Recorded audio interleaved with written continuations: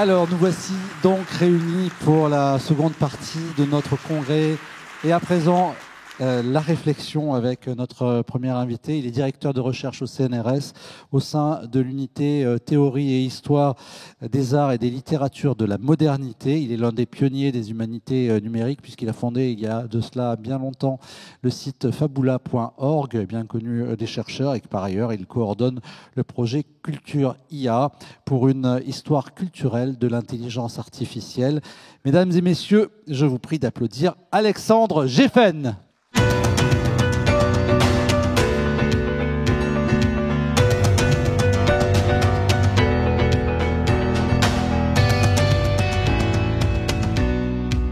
Bonjour Alexandre Geffen. Bonjour. L'intelligence artificielle, elle est au cœur de vos travaux, ce qui vous a conduit à publier récemment un ouvrage intitulé « Vivre avec ChatGPT ». Vous dites ChatGPT ou ChatGPT? En français, c'est très bien. In French, it's better. Yeah, ok, d'accord. L'IA, c'est un sujet dont tout le monde parle, les adultes, mais aussi les enfants et les ados. Et avant de vous céder la parole pour votre conférence, qui sera suivie d'une séance de questions-réponses avec la salle, je vous propose de regarder une deuxième vidéo. Cette fois, nous avons demandé à des élèves de nous dire ce qu'ils pensaient de l'intelligence artificielle. Regardez. L'intelligence artificielle, ça c'est compliqué, parce qu'on peut lui poser n'importe quelle question, elle aura la réponse. C'est un progrès technologique, donc c'est un avantage positif pour les êtres humains. Oui, ça va nous aider, je pense. C'est une bonne évolution, forcément. Ça aide beaucoup de professionnels, et pas que. C'est un cerveau développé, on va dire, pratiquement à 100%, quoi. Donc ça peut avoir ses côtés positifs. C'est vraiment une chance. C'est un nouvel outil qui va servir l'humanité. Je suis certain que ça va pouvoir faire en sorte que chacun d'entre nous puisse avoir un quotidien plus facile, toujours plus simple, plus accessible. Je pense que ça peut être un atout dans certains cas, ça peut aider à développer des compétences, mais je pense que ça peut aussi freiner l'intelligence humaine et on pourrait être, je dirais pas remplacé par des machines, mais du coup ça voudrait dire que le savoir humain, il pourrait bientôt être remplacé par un simple robot et ça fait, moi c'est un peu effrayant, je trouve. Ça me fait peur un peu. Je suis pas très à l'aise à me dire que peut-être que dans un futur proche, il y aura des robots ou des machines qui vont nous aider pour tout. Il n'y aura plus cette notion de découverte, car on va tout nous faire, on va tout nous faciliter, et parfois il faut aussi apprendre à faire de nous-mêmes. Donc je suis pas très conciliante. Ça pourrait dépasser nos capacités humaines parce qu'une machine, ça peut mémoriser un nombre de choses phénoménales comparé à nous. Mais je pense qu'il y a certains points qu'une intelligence artificielle ne pourrait pas dépasser, comme tout ce qui est les sentiments, tout ce qui est un peu subjectif. Une manière de comprendre les autres, de réussir à se mettre à leur place, je pense que c'est une intelligence humaine qu'une machine justement ne pourrait pas avoir. C'est pas non plus un humain, ce qui fait qu'il y a des situations où elle ne saura pas agir, ce qui fait que là, à ce moment-là, elle va manquer d'intelligence. Ça peut être aussi quelque chose de négatif, que les gens ne vont plus avoir cette réflexion. Maintenant, ils vont juste aller poser la question, ils ne vont plus aller chercher d'eux-mêmes. Je trouve que de perdre ça, c'est vraiment dommage. Voilà. Moi, j'utilise un moteur de recherche qui est Bing et souvent, quand je tape une question, il y a une intelligence artificielle maintenant qui y répond déjà sans que j'ai besoin de consulter les sites.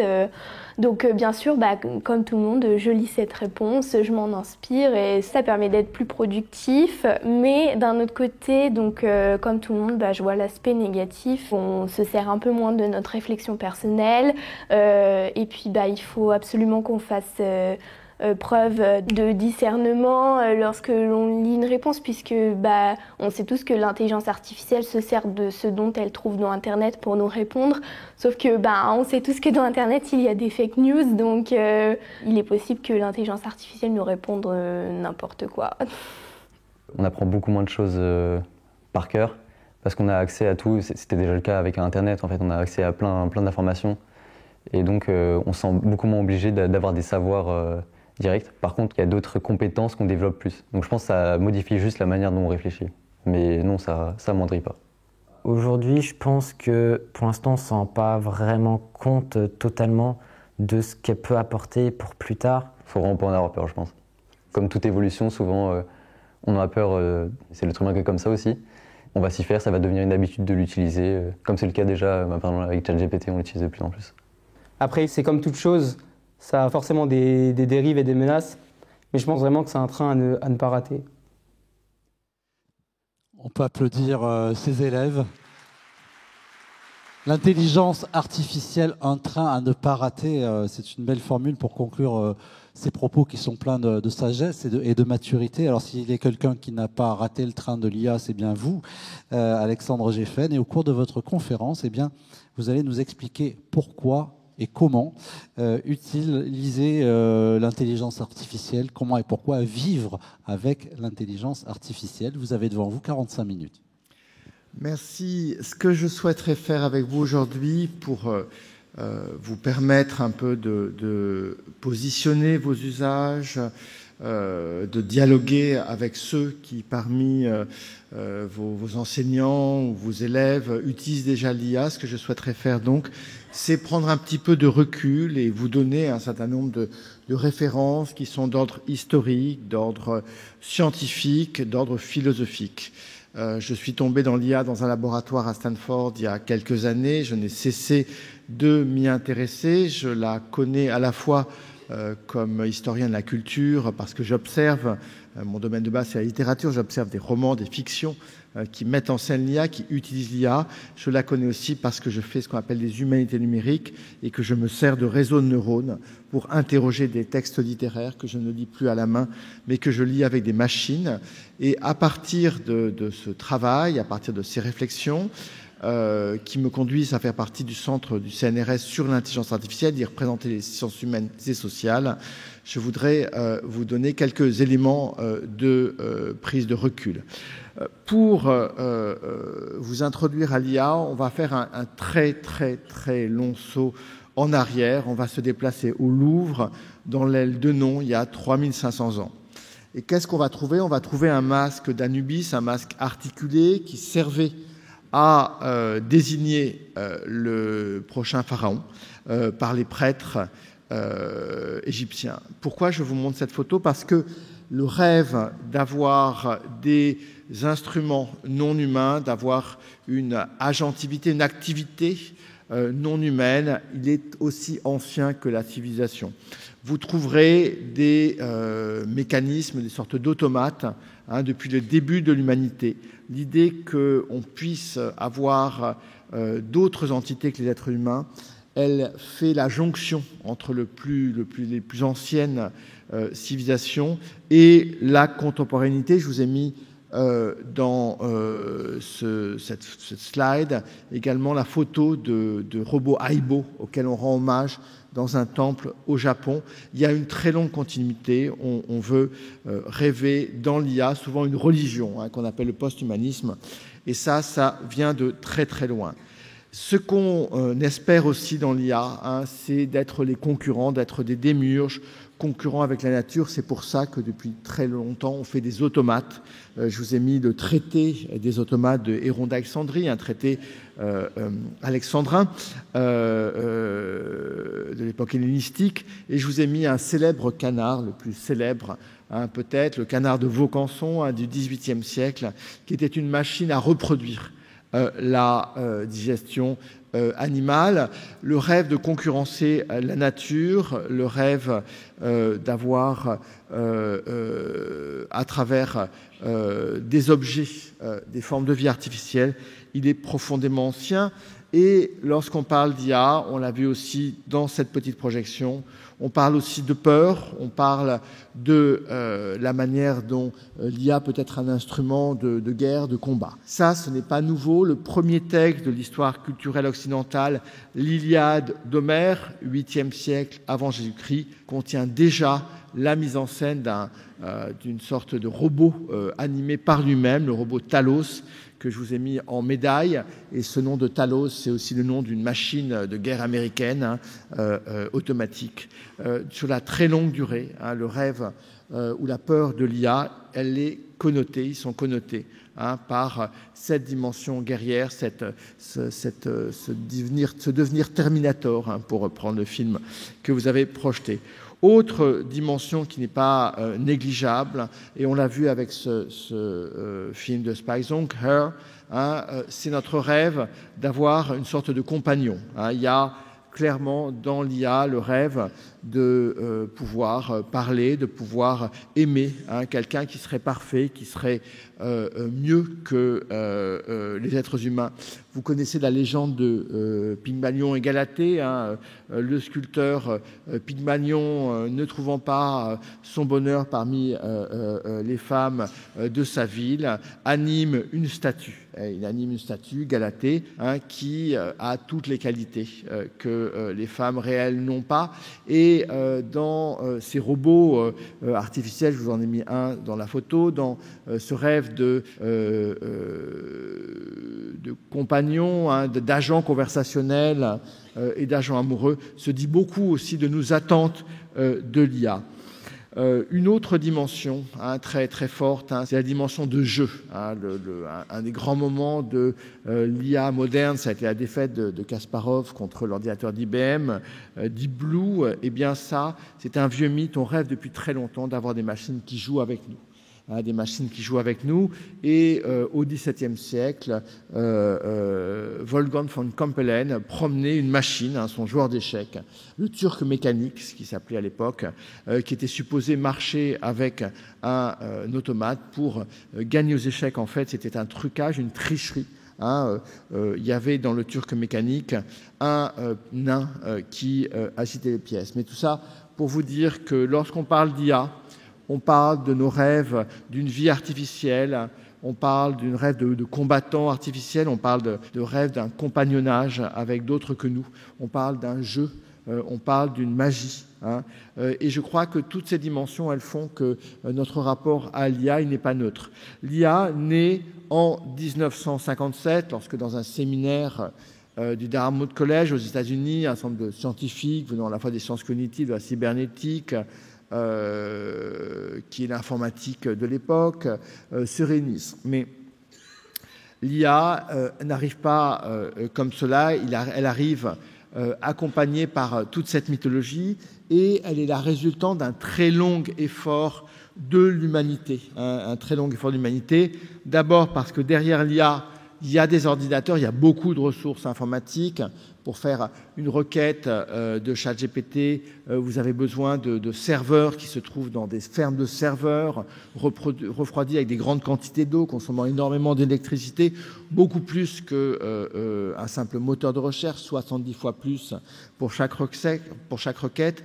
Eh bien, cette puissance informatique qui vous permet de travailler sur des centaines et des centaines de milliers de mots, de faire des statistiques et d'obtenir des résultats, eh bien, elle est la résultante d'un très long rêve consistant à essayer d'automatiser le calcul, à faire des calculs, à rendre le monde sous la forme d'une statistique qui va être ensuite calculable. Je vous ai mis un boulier extrêmement ancien, un boulier romain. Je vous ai mis la Pascaline de Blaise Pascal, qui est une invention que le jeune Pascal avait fait pour son père, qui était receveur des impôts à Rouen et qui avait beaucoup de calculs à faire.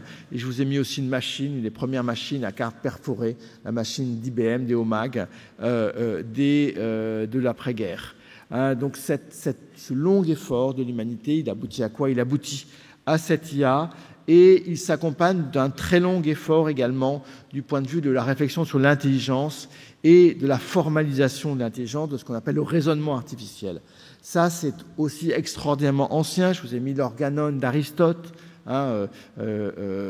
qui est ici dans une transcription arabe. Je vous ai mis également ce texte très classique lorsqu'on réfléchit à l'histoire de l'intelligence artificielle, qui est l'Ars Combinatorium de Raymond Lull au Moyen-Âge, qui était une manière de combiner en fait des éléments de la logique du discours pour raisonner. Et je vous ai mis aussi un des fameux manuscrits de Leibniz, qui a réussi à formaliser le calcul. Et toutes ces inventions, depuis Aristote jusqu'à Leibniz, elles aboutissent à l'idée qu'on peut mécaniser le raisonnement, que l'intelligence est quelque chose qu'on peut reproduire par un raisonnement logique. Et dès le XVIIIe siècle, on invente d'ailleurs un piano logique. C'est un chercheur qui s'appelle William Stanley Jevons. Je vous ai mis une petite reproduction, ce piano logique qui permet de combiner les idées. Vous savez, il y a un exemple que je prends très, très souvent pour montrer que l'humanité ne cesse de rêver de cette intelligence artificielle. C'est une légende du XIVe siècle. Au XIVe siècle, on imagine une légende court selon laquelle ce grand philosophe qui est Albert le Grand aurait imaginé une tête pensante qui aurait été capable de répondre à toutes les questions, un peu comme, au fond, à l'époque, la scolastique d'Albert le Grand était capable de raisonner par la casuistique de manière absolument efficace et mécanique et de résoudre tous les dilemmmes qu'on lui posait. Et bien cette machine qui fait un petit peu peur, elle existe dans les imaginaires du XIVe siècle, et la légende nous raconte que saint Thomas d'Aquin, le disciple d'Albert le Grand, qui prônait une philosophie plus humanisée, plus sensible, aurait décidé de casser cette tête qui est au fond le ChatGPT d'Albert le Grand, cette tête mécanique qui répond à toutes les questions.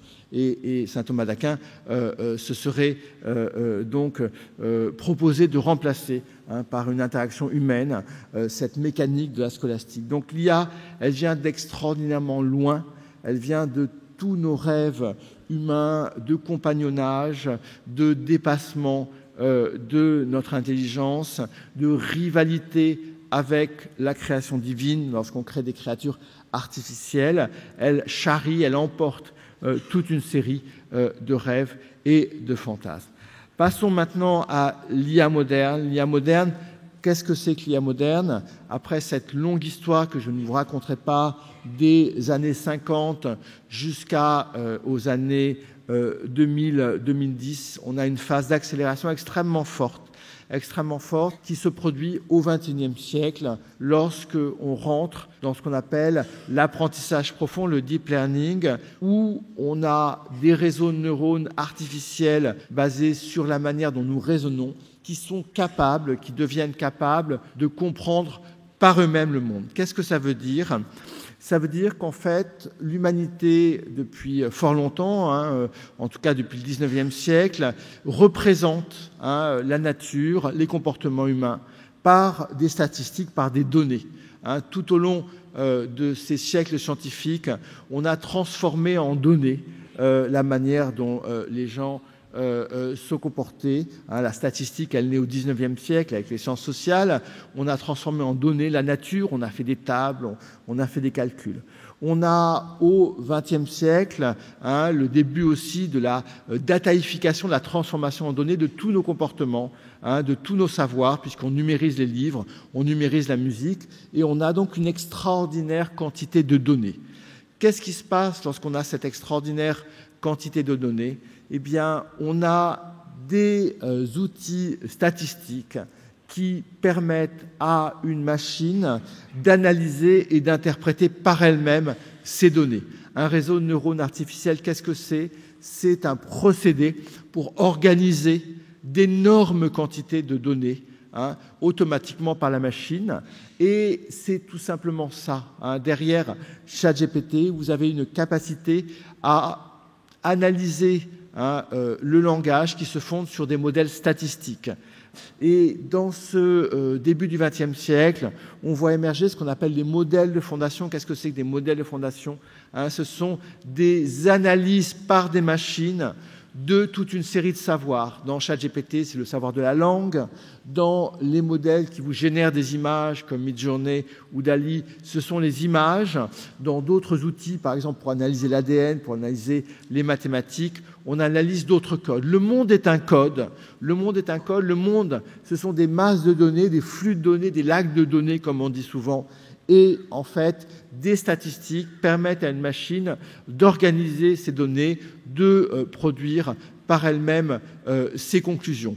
D'où le fait qu'on passe d'une intelligence artificielle telle qu'elle avait été rêvée par le XXe siècle, qui était simplement des raisonnements par des arbres, ou s'il se passe ceci, que fait-il, dans tel cas, etc. Une intelligence artificielle qui était très limitée à une intelligence artificielle qui organise par elle-même ces apprentissages, un peu à la manière des êtres humains, parce que ce sont des neurones artificiels, des neurones logiciels, si vous voulez, mais à sa propre manière, l'ensemble des savoirs humains sont analysés, encodés et organisés par des machines. C'est comme ça, tout simplement, que fonctionnent ces outils dont les grands modèles de langage, comme ChatGPT, sont l'illustration.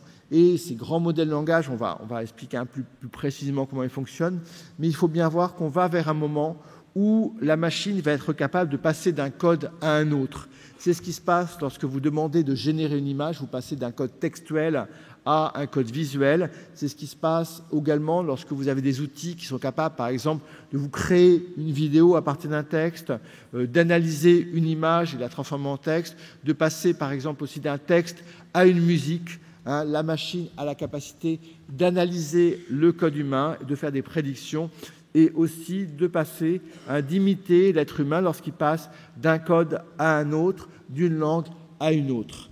Et ces grands modèles de langage, elles s'appuient donc sur une approche probabiliste du savoir et du raisonnement. Comment ça marche un grand modèle de langage? On va revenir très rapidement sur ces trois lettres GPT. G, c'est générative. Ça veut dire quoi? Ça veut dire que ce ne sont pas des systèmes experts qui prennent des décisions, mais des réponses à une demande, des prédictions statistiques par rapport à une demande que je formule à une intelligence artificielle. On verra, on m'a demandé de vous donner quelques exemples. Je donne un input, comme je marque une addition dans une machine à calculer, eh bien la machine à calculer me renvoie un résultat. C'est pareil pour ChatGPT. Je lui donne un calcul, je lui donne des données, je lui donne des mots, il effectue un calcul et il me renvoie une réponse. Alors vous allez voir, je vais hésiter sur le sexe de ChatGPT, de temps en temps je vais dire il, elle. Les Américains emploient le neutre, mais on n'a pas de neutre. Et d'ailleurs, très souvent, lorsqu'on dialogue avec ces IA, on a tendance à les incarner, à imaginer que c'est une personne. C'est une illusion extrêmement forte. Quoi qu'il en soit, le G, ça veut dire qu'on va générer du contenu par calcul statistique à partir du contenu existant. Le P, ça veut dire pre-train, pré-entraîné.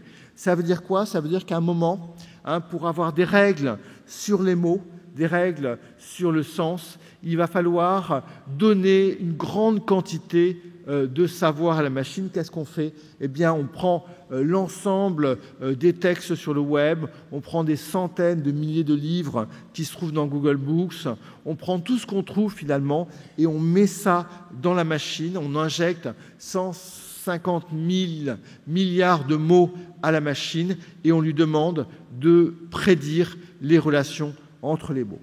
Et le mystère de ChatGPT, il est au fond extraordinairement simple. Il vient d'une vieille découverte qui s'est faite après-guerre chez les linguistes, qui est cette hypothèse toute bête que le sens d'un mot, eh bien, je peux le définir en cherchant dans un dictionnaire, mais je peux également comprendre un mot par rapport aux mots qui l'entourent. Lorsque j'ai le mot chien, j'ai de fortes probabilités que je vais trouver le mot niche, le mot os ou le mot laisse. En tout cas, j'ai plus de probabilités autour du mot chien de trouver le mot os que de trouver le mot, je ne sais pas, surf ou Chateaubriand. Les mots sont donc statistiquement accordés les uns les autres. Eh bien, ce que font ces modèles de langage, c'est qu'ils tirent des statistiques sur la manière dont tous les mots se combinent les uns avec les autres. Ce que vous avez à l'intérieur de ChatGPT, ce sont des règles statistiques sur la manière dont un mot a de fortes probabilités de suivre un autre mot. ChatGPT, on le verra, calcule un mot après un autre en fonction des probabilités que tel mot en suive un autre. C'est ce que je vous ai résumé dans un petit schéma. On regroupe les mots dans des espaces sémantiques, on calcule leur distance les uns par rapport aux autres. Alors, le dernier mot, la dernière initiale, le T de GPT, ça veut dire Transformers. Transformers, c'est simplement une méthode très économique de calculer le sens d'un mot par rapport aux autres mots, parce qu'évidemment, vous ne pouvez pas calculer en permanence, vous ne pouvez pas calculer l'ensemble des probabilités que les mots s'entraînent les uns après les autres. Donc vous avez une technique qui émerge en 2017, qui permet cette accélération fondamentale et la naissance de ces modèles de langage, qui est une invention de Google, mais Google ne comprend pas exactement forcément la portée de ce que ces scientifiques inventent avec la technique des Transformers, mais une jeune société qui s'appelle OpenAI, fondée par Sal Altman, reprend tout de suite l'idée et là commence à fabriquer ses premiers modèles de langage, les premiers GPT, qui d'abord sont destinés à la science, destinés au savoir humain, et qui deviennent très vite des outils commerciaux qui sont donnés au grand public à la fin 2023, mais que les scientifiques utilisent déjà dans les laboratoires depuis quelques mois. Simplement, qu'est-ce que fait OpenAI? Il va vulgariser une technologie qui existe dans les labos et il va faire quelque chose qui est extraordinairement cher.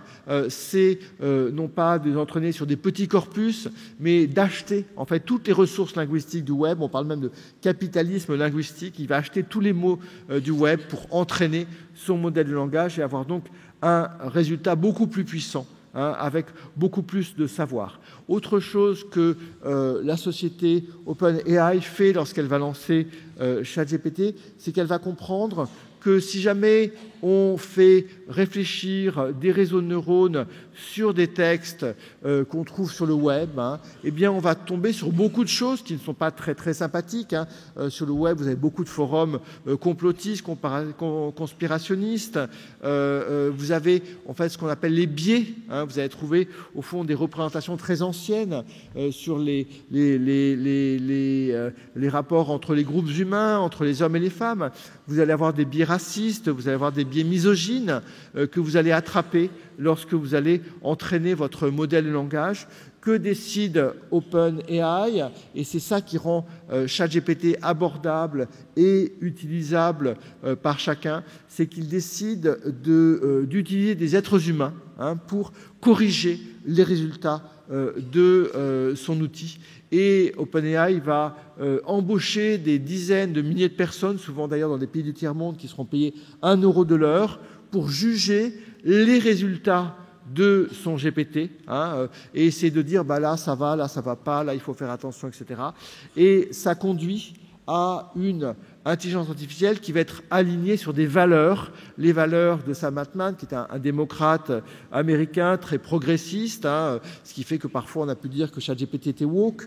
Tout simplement, ce ne sont pas les données elles-mêmes de ChatGPT qui le sont, c'est la manière dont la société OpenAI a aligné les résultats sur un ensemble de valeurs. Quoi qu'il en soit, on est en 2023 et ChatGPT est suffisamment protégé contre les biais, contre les utilisations criminelles pour que ChatGPT soit lancé au grand public. Et là, l'idée, c'est de présenter l'intelligence artificielle sous la forme d'une conversation.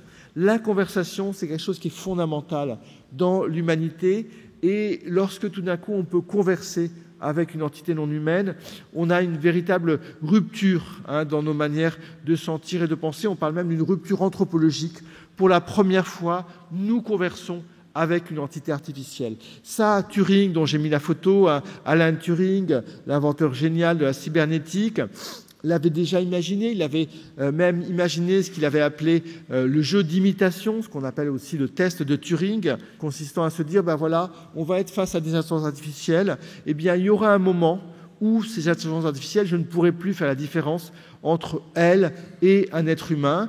Et lorsqu'une intelligence artificielle passera le test de Turing, lorsque je ne pourrai plus savoir lors d'une conversation si j'ai affaire avec un être humain ou avec une intelligence artificielle, eh bien, le pas vers une intelligence artificielle sera franchi. Ce test de Turing, il est franchi allègrement par les IA. Vous piégez facilement quelqu'un dans des robots conversationnels. Vous faites croire à quelqu'un qu'il écoute une musique de Bach, mais a été composée par une IA.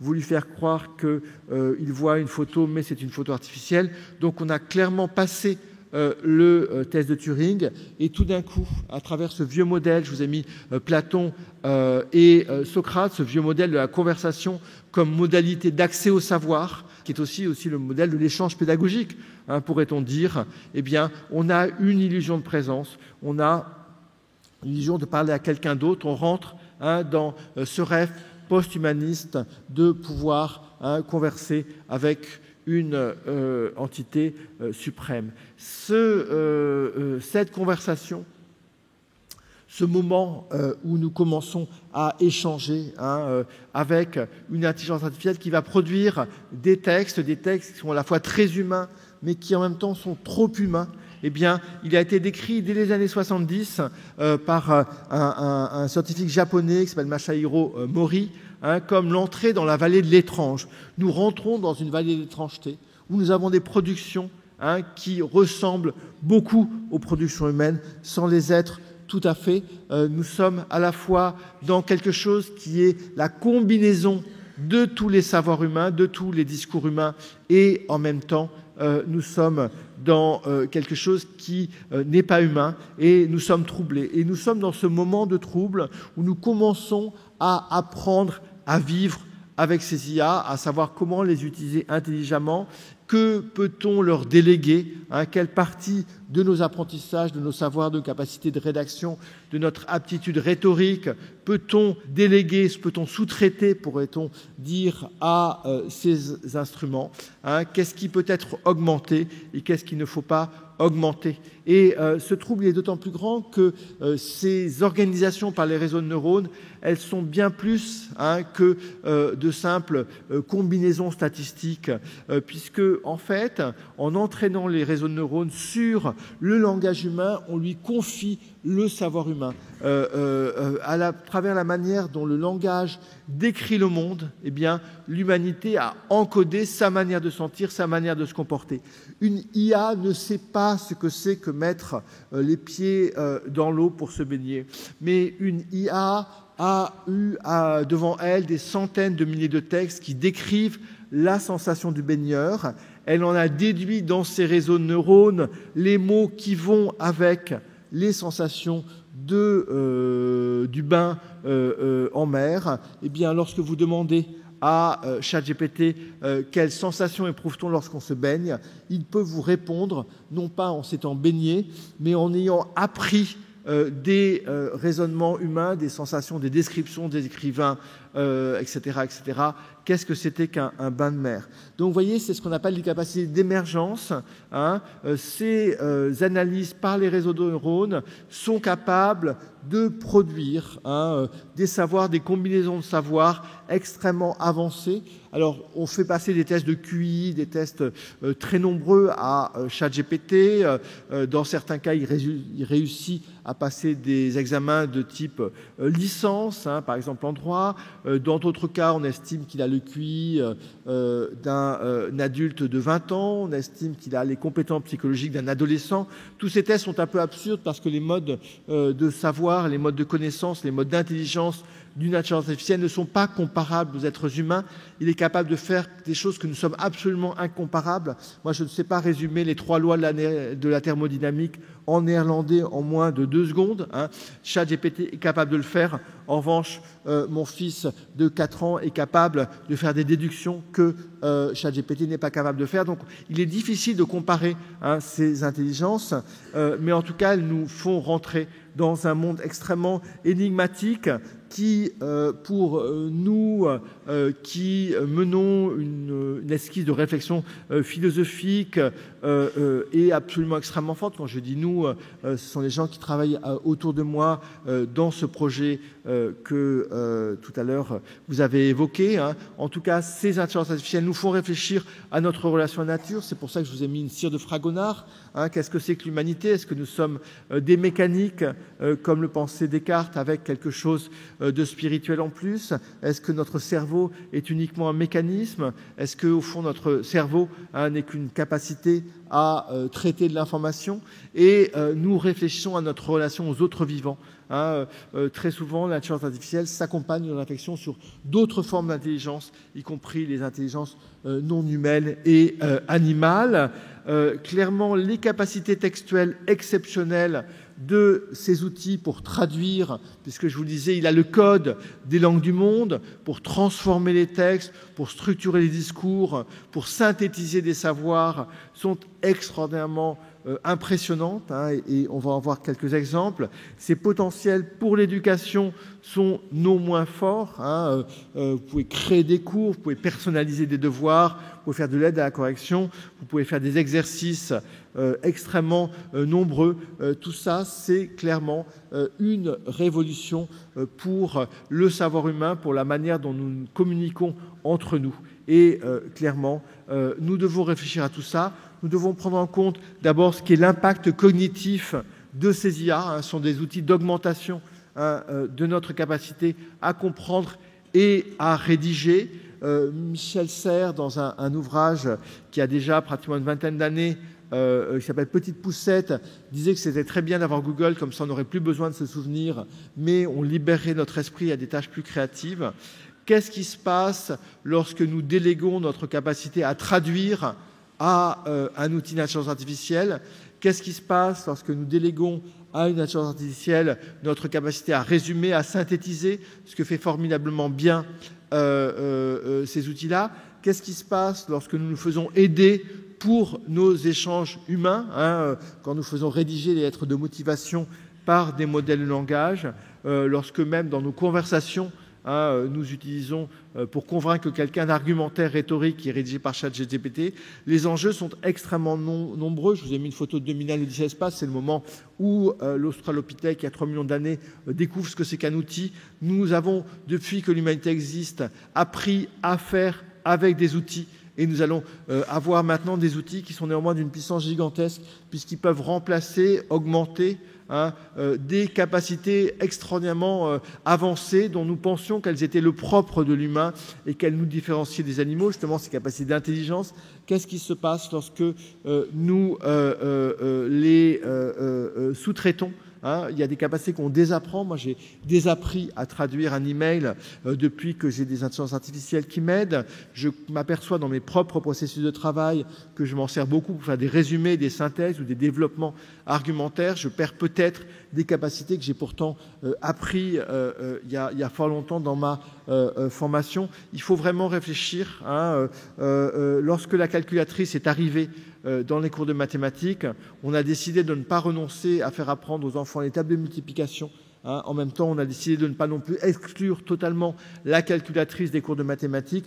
On a imaginé des usages permettant d'avoir toujours quelqu'un qui peut vérifier dans l'absolu les résultats d'une calculatrice, qui en comprend les processus, qui peut accompagner la mécanisation du calcul. Eh bien, je crois que cet horizon, c'est celui pour nous de l'IA. Nous devons comprendre les bonnes manières de fonctionner avec lui. L'existence des bateaux n'empêche pas d'apprendre à nager, et l'existence de ChatGPT ne doit pas conduire à renoncer aux enseignements fondamentaux que pourtant une IA semblerait pouvoir remplacer. En tout cas, telle est mon hypothèse.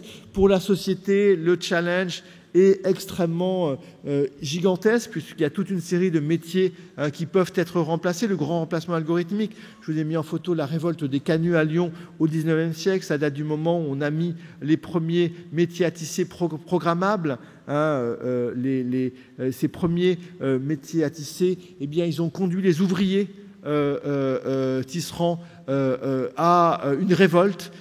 Et effectivement, le danger, c'est qu'une partie de la société qui serait remplacée par des IA se révolte. C'est le cas des traducteurs, c'est le cas des illustrateurs, c'est le cas d'un ensemble de communicants, de gens qui rédigent des fiches produits, par exemple, des gens qui rédigent des sites web simplistes. Tout cela sont extrêmement remplacés.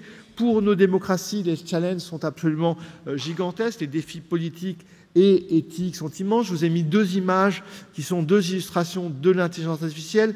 À gauche, vous avez une victoire scientifique extraordinaire qui est la première représentation d'un trou noir. Vous savez que les scientifiques, il y a 2 ans, ont réussi pour la première fois à visualiser un trou noir. Ce trou noir, ce n'est pas une photo qu'on a fait, c'est le résultat d'un calcul à partir de données émanant de radiotélescopes par des techniques très avancées qu'on appelle l'interférométrie. Ça n'existe pas s'il n'y a pas d'intelligence artificielle. Et de l'autre côté, je vous ai mis une lune de Libération qui vous montre un manifestant au Caire contre la guerre à Gaza. Simplement, ce que ce manifestant tient, cette photo d'un enfant sous les bombes, eh bien, ce n'est pas une vraie photo, c'est une photo qui a été générée par une IA, c'est ce qu'on appelle un deepfake. Eh bien, ce manifestant prend cette photo comme étant une vraie photo. Et clairement, nous rentrons dans un monde où nous ne pouvons plus distinguer ce qui est vrai et ce qui est généré par une intelligence artificielle, parce que ce que génère une intelligence artificielle, ce sont des choses qui sont extraordinairement plausibles. Nous avons un nouveau régime de vérité qui est celui du plausible, qui est celui du vraisemblable, qui est celui de l'hyper-ressemblant. Et tout ça, pour nos sociétés, ce sont des tas de questions. L'IA est capable de prédire nos comportements, elle est capable de nous nourrir de représentations qui correspondent à ce que nous voulons trouver. Le socle du commun peut être fragilisé par cette personnalisation à l'infini des contenus. Et je crois que ce sont des questions qui sont désormais absolument fondamentales pour la démocratie. Bien sûr, il existe sans doute des directions, des solutions. Bien sûr, nous avons des régulations qui sont en œuvre. On va réguler les IA par les risques qu'elles posent. On va essayer de différencier des IA qui sont potentiellement très intrusives, comme par exemple la reconnaissance de visage, qui est classée dans les IA à utiliser avec prudence, des IA qui seront même interdites, celles qui seraient supposées animer des machines de guerre, d'IA qui seraient moins dangereuses et qui, elles, seraient simplement surveillées et auditées. Ce sont des questions fondamentales, d'autant plus que reste toujours cette idée qui traîne chez les chercheurs en IA, dans tous les mythes, c'est le moment où l'IA sera tellement intelligente qu'elle pourrait s'autonomiser, qu'elle pourrait s'opposer à l'être humain. Ça, c'est quelque chose qui est extrêmement suspect. Qu'est-ce que va faire une IA lorsque vous l'aurez tellement nourrie de savoir?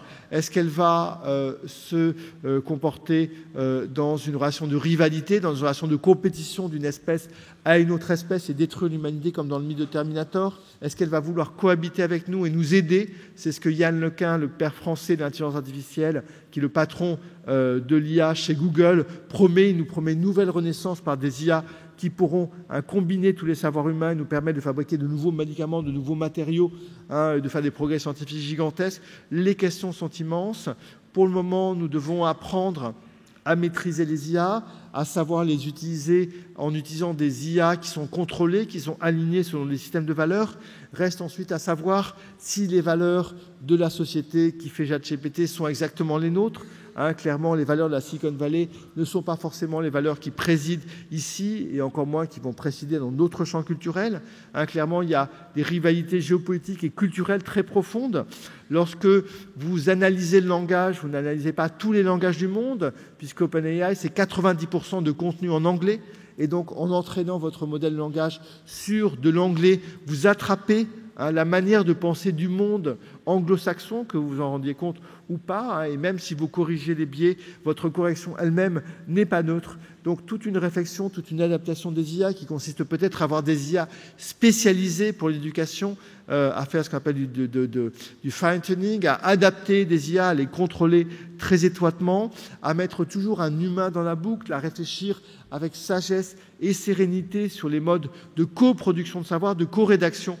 Tel est l'horizon. Je vous ai mis ici d'ailleurs une très jolie installation d'une artiste, Justine Emart, qui met en scène un robot, un robot japonais.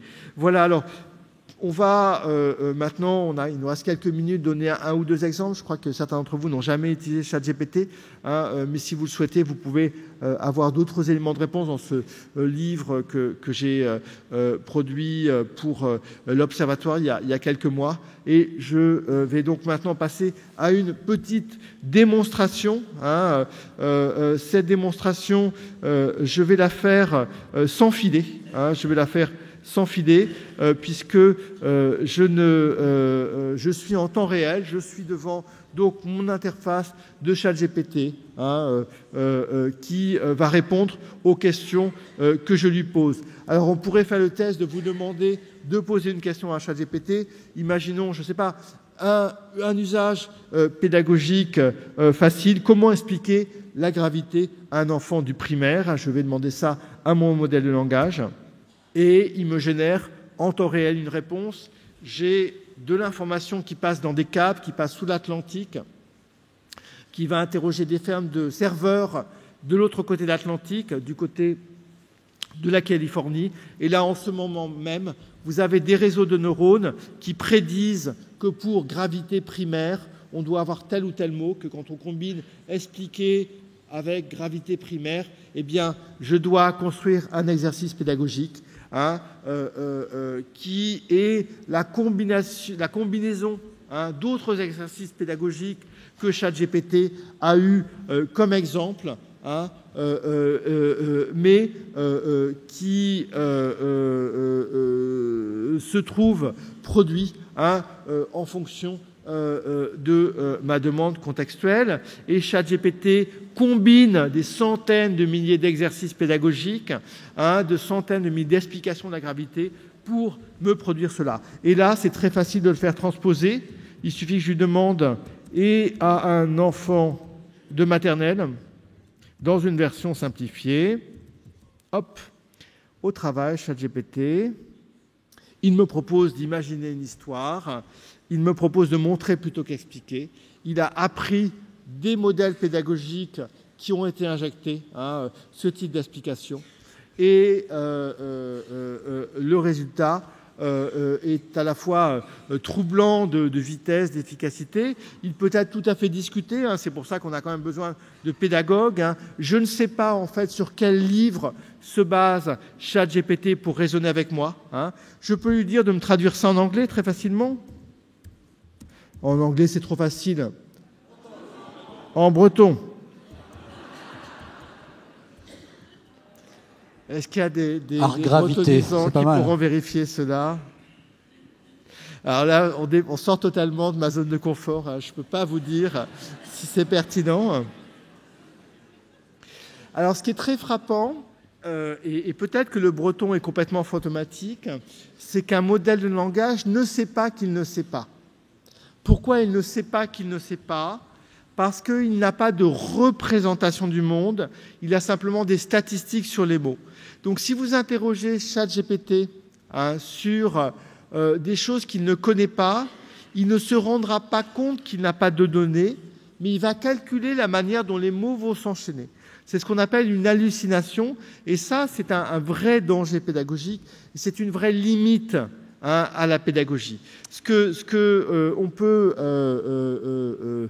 interroger, c'est plusieurs choses face à ce type de résultat. C'est d'abord le fait qu'on ne sait pas comment c'est fait. On ne sait pas quel est le cadre pédagogique de référence de ChatGPT. On ne sait pas sur quoi il s'appuie. ChatGPT ne cite pas ses sources. Si un enfant se sert de ChatGPT pour répondre à un exercice, la réponse à l'exercice, on ne saura pas à partir de quoi elle s'appuie et on ne pourra pas vérifier que la réponse est bonne. Sur des choses simples, on a statistiquement beaucoup de chances pour que la réponse soit juste, mais on ne pourra pas le démontrer.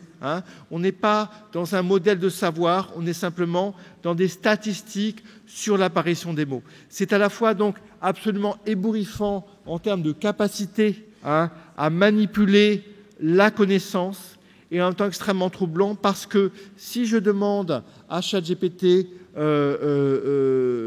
des informations sur quelque chose qu'il ne connaît pas, il va m'inventer, il va halluciner, comme on dit en termes techniques, et me donner des réponses extrêmement fantaisistes. C'est donc à la fois un outil extrêmement puissant, extrêmement fragile. Moi, je le raconte dans mon bouquin, mais je le mets en défaut. Je lui demande de raconter ma biographie et il m'invente des livres que je n'ai pas écrits, qui sont statistiquement vraisemblables parce que ça correspond à des choses que j'ai écrites, mais qui ne sont pas vraies. Et clairement, une anecdote qui m'a été racontée, un conservateur de bibliothèque, il y a quelques jours, a vu arriver quelqu'un avec une fiche bibliographique demandant des livres qui semblaient tout à fait vraisemblables, qui donnaient vraiment l'impression d'avoir été vraiment documentés. Eh bien, toute cette bibliographie avait été inventée par ChatGPT, qui avait fabriqué une bibliographie plausible et non une bibliographie exacte. Donc, c'est donc dans ce moment très particulier, où l'IA nous arrive avec tout un bagage culturel, avec l'histoire longue de l'humanité, où cette IA nous arrive avec des prodiges en termes de manipulation de texte, mais aussi toute une série d'interrogations pédagogiques, scientifiques, éthiques, politiques que nous sommes. Et c'est donc face à ce défi que nous devons maintenant réagir et que vous devez, dans vos établissements, peut-être vous positionner. Voilà. Je vais maintenant rejoindre Merci beaucoup. Une série de questions et de réponses. Merci beaucoup Alexandre Geffen pour cette présentation très éclairante et non moins vertigineuse. On va faire un petit sondage. On va demander aux gens dans la salle de nous dire qui a déjà utilisé ChatGPT. Est-ce que vous pourriez lever la main? Bon. Ça vous surprend? Il y a 100 millions d'utilisateurs par jour. Parmi ces 100 millions, on en a déjà 200 dans la salle. Alors maintenant que vous avez appris à lever la main, avec ou sans ChatGPT, vous allez pouvoir lever la main de nouveau pour poser des questions. Et je suis sûr qu'il y a énormément d'interrogations dans cette salle. Alors, oui, bonjour. Jean-Pierre Gondard, chef d'établissement à Nice, mais aussi pilote de la commission collège. Pas complètement une question, mais plus, on va dire, une information. Puisque les journées collège vont se dérouler les 3 et 4 avril prochains, et une des journées sera consacrée entièrement à l'intelligence artificielle, l'IA. Donc un outil à éviter ou un outil à apprivoiser. Est-ce que c'est un outil qui invite à la fainéantise ou plutôt un outil d'aide à la réflexion et à l'organisation? Bref, les participants seront invités à utiliser des outils issus de l'IA dans la pratique professionnelle, la mise en situation, travail collaboratif, création, sens critique. On y retrouve ici les compétences du XXIe siècle. Bref. Est-ce que vous avez une question à poser à notre invité? Non, mais j'avais introduit que ce n'était pas tout à fait une question, mais quand l'IA pour un, l'IA pour tous. L'IA pour un, l'IA pour tous. C'est important d'introduire cette réflexion avec des élèves, avec des professeurs, avec la communauté éducative. De toute façon, la réflexion, elle arrive assez brutalement. ChatGPT, c'est un peu la fin des devoirs à la maison, puisque on a non seulement les parents, mais maintenant quelque chose qui est encore beaucoup plus puissant que les parents. Donc ça veut dire qu'il faut changer les modalités d'évaluation. Clairement. Donc je pense que même si on ne le veut pas, on est absolument confronté dans ces pratiques pédagogiques. C'est peut-être aussi la fin d'un certain nombre de précepteurs, d'assistants, de répétiteurs de petits cours. Je ne vous ai pas montré, mais je peux demander par exemple à ChatGPT de me générer une leçon d'anglais sur telle ou telle question. Si je ne sais pas comment les verbes irréguliers en anglais, il est très simple de faire un exercice de révision des verbes irréguliers en anglais et de faire tester mes connaissances sur les verbes irréguliers en anglais par ChatGPT. Donc le cours à domicile est lui aussi menacé. Donc clairement, en termes pédagogiques, l'irruption, elle est absolument rapide, évidente, elle est déjà sous nos yeux. Mais ce qu'on lit en filigrane dans ce témoignage qui est très intéressant, c'est l'urgence finalement d'amorcer au sein des communautés éducatives une réflexion collective, faire preuve d'intelligence collective sur ce sujet. Est-ce que vous incitez tous les chefs d'établissement qui sont présents devant vous à organiser de telles journées de réflexion qui associent d'ailleurs les enseignants, mais aussi les élèves, peut-être les parents? Ça, ce n'est pas ma partie de savoir quelles sont les bonnes décisions à faire dans un établissement. Moi, je suis chercheur, mais évidemment, un moment de parole et puis une prise de recul. Moi, ce que j'ai voulu faire dans ma présentation, c'est essayer d'éviter les grands discours fatalistes, affolants, de même que j'essaie d'éviter l'idéalisation. J'ai essayé de donner un petit peu de recul, et je pense qu'il faut effectivement prendre un petit peu de recul, comprendre comment fonctionne l'outil pour sortir d'une espèce de fascination frayeur, de cette vallée d'étrangeté, en comprenant qu'il s'agit simplement de statistiques sur la manière dont les mots s'enchaînent. Je crois qu'on dédramatise beaucoup les choses. Simplement, à partir de la manière dont on sait comment les mots s'enchaînent, on attrape beaucoup de savoir humain et on peut faire beaucoup de choses. Et clairement, cette prise de conscience et cette discussion sur comment ça fonctionne, je crois qu'elle nous aide à réagir avec calme et sérénité. Et peut-être discernement. On va prendre une question, la question suivante. Il y avait quelqu'un dans cette zone-là qui...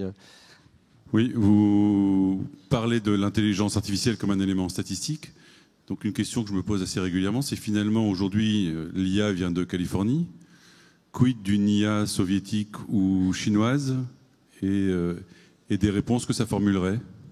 Alors, effectivement, c'est en partie californien, même si vous avez par exemple une société française très puissante, GainFace, et des startups comme Mistral qui font leur propre modèle de langage, qui sont tout à fait performants. Le CNRS a sponsorisé une IA qui serait une IA plus respectueuse de la diversité culturelle et linguistique. Ça s'appelle Bloom, et c'est entraîné sur 53 langues africaines et pas seulement sur l'anglais.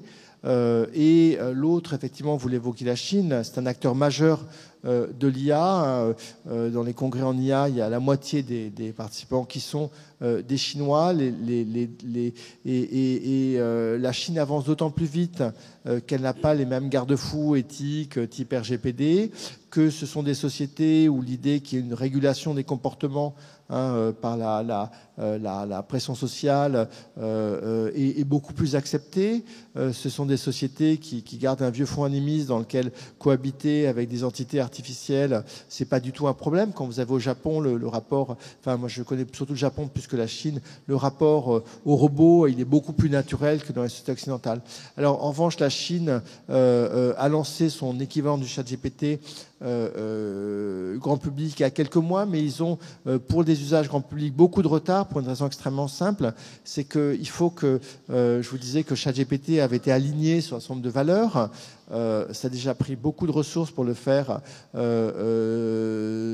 le monde occidental. Dans le monde du Parti communiste chinois, il a fallu s'assurer que le ChatGPT chinois ne dise rien sur ce qui s'est passé sur la place Tiananmen, ne puisse pas formuler la moindre critique du régime, valorise toujours la geste du Parti communiste. Donc l'alignement à un conformisme moral a été particulièrement difficile et laborieux du côté chinois. Donc on a devant nous sans doute une forme de bataille géopolitique, une bataille de plus ou moins soft power qui s'annonce autour de ces intelligences artificielles et des différents logiciels. Bien sûr, d'autant plus que toute une série d'IA en accès libre et qui ne sont pas contrôlées, qui peuvent vous donner le mode d'emploi de la fabrication d'une bombe ou peuvent créer des fake news en quantité, sont disponibles. Il n'y a pas que ces grandes IA, grand public, contrôlées qui existent. Et effectivement, vous avez des enjeux géopolitiques et des enjeux de régulation qui sont absolument manifestes. On va prendre encore deux questions. Monsieur Joby. Oui, moi j'ai une question à poser. Vous avez dit qu'une IA n'avait pas de représentation du monde et qu'elle apprenait du monde parce qu'on la nourrissait d'un certain nombre d'expériences vécues qu'elle s'appropriait. Moi je voudrais savoir quelle serait aujourd'hui la réponse d'une IA si quelqu'un lui disait au vu du monde actuel, devrais-je avoir des enfants ? Cette réponse, elle va tenir compte de deux choses. Le premier élément, c'est ce qu'elle va trouver le plus représentatif comme type de réponse dans les textes dont elle dispose. Et donc, elle a avalé des centaines de milliers de pages de presse, etc. et donc je ne sais pas quelle sera l'opinion dominante, mais elle va faire une sorte de synthèse du savoir humain, et s'il y a plus d'éléments dans les contenus qu'elle a trouvés conduisant à préconiser de limiter la fécondité, elle vous dira de ne pas avoir d'enfants. Par ailleurs, sur ces questions sensibles, elle a sans doute été alignée par les valeurs d'OpenAI, et je ne sais pas quelle est la réponse que les dirigeants d'OpenAI ont voulu introduire dans ce type de questionnement. Faut-il avoir des enfants ou pas, et peut-être avec qui? Je dis ça en plaisantant, de façon un peu légère, mais le titre de votre dernier ouvrage, Vivre avec ChatGPT, a le sous-titre suivant: Séduire, penser, créer, se cultiver, s'enrichir.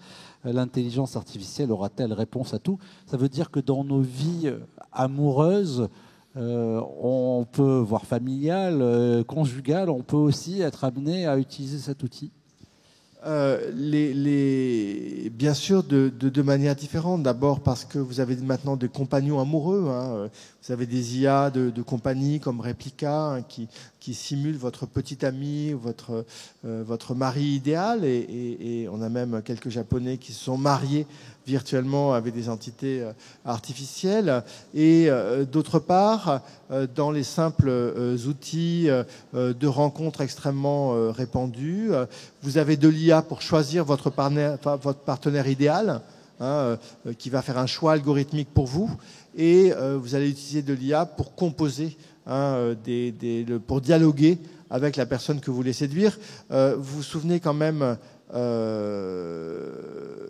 que la rhétorique amoureuse est une vieille question, et dans Cyrano de Bergerac, ce n'est pas une IA qui rédige les discours, mais c'est Cyrano qui les rédige pour l'aspirant et pour savoir séduire. Donc effectivement, on va déléguer le discours de la séduction à l'intelligence artificielle, comme on va déléguer toute une série de capacités rhétoriques. Le taux de divorce est moindre quand on se marie avec une IA? Je ne sais pas. Et la récurrence des disputes, est-ce que le film que vous avez montré face, pardonnez-moi, mais on a dit que c'était une d'imitation de l'intelligence humaine, et que pour éviter qu'on se rende compte qu'on a face à soi une intelligence artificielle, l'intelligence artificielle allait elle-même introduire des imperfections, des erreurs. Est-ce que quand on se marie avec un robot conversationnel ou amoureux, est-ce qu'on finalement on est amené aussi à avoir les petites disputes qui font le sel du quotidien conjugal? Je ne suis pas marié à un robot, en revanche, non. En fait, pour réfléchir à ça, vous avez les mythes. Vous avez les mythes. Le mythe de Pygmalion Galacté, ce film Her, Spizonk, qui montre d'ailleurs une IA qui finit par quitter le héros Théodore, Samantha quitte Théodore pour rejoindre un autre monde qui est celui des IA, parce qu'elle trouve que le monde des IA, c'est quand même mieux de se marier à un IA que d'être la compagne de vie d'un être humain. Vous avez toute une série de films, de séries télé qui mettent en scène cet amour avec des créatures artificielles. C'est un vieux fantasme de l'humanité, et le cinéma, la fiction ne cesse de le réinterroger. Une dernière question pour Madame, ici au milieu peut-être. Bonjour, vous avez parlé du cadre juridique et des limites qu'on doit vraiment poser à l'IA. Est-ce que vous avez connaissance d'une commission parlementaire ou en France? Qu'est-ce qui se passe à ce niveau juridique?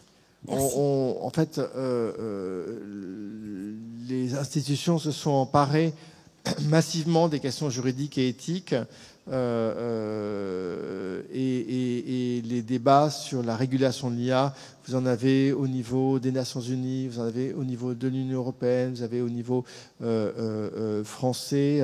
L'ensemble des acteurs institutionnels s'est mêlé à essayer de prescrire des cadres, et on est plutôt dans un moment où il faut coordonner toutes ces propositions législatives. La grande question en ce moment, parce que c'est probablement l'Union européenne qui sera la puissance régulatrice, c'est de savoir de trouver le bon équilibre entre la régulation et le développement des IA. Et en ce moment, la France fait pression pour que l'IA Act de l'Union européenne soit compatible avec le développement et l'expansion de ses propres start-up. Parce que si on interdit trop les usages des données, on ne peut plus fabriquer nous-mêmes des IA qui sont compétitives par rapport à des sociétés où l'accès, par exemple, aux données est beaucoup plus libre et moins régulé. Donc c'est une question qui est très complexe. On ne doit pas désarmer notre industrie de l'IA, et l'IA française n'est absolument pas négligeable. Mistral, cette société, est déjà valorisée à plusieurs milliards à cause de son modèle de langage, et on ne peut pas la désarmer en imposant un carcan juridique dont les sociétés américaines seraient exemptes. Merci beaucoup Alexandre Geffen.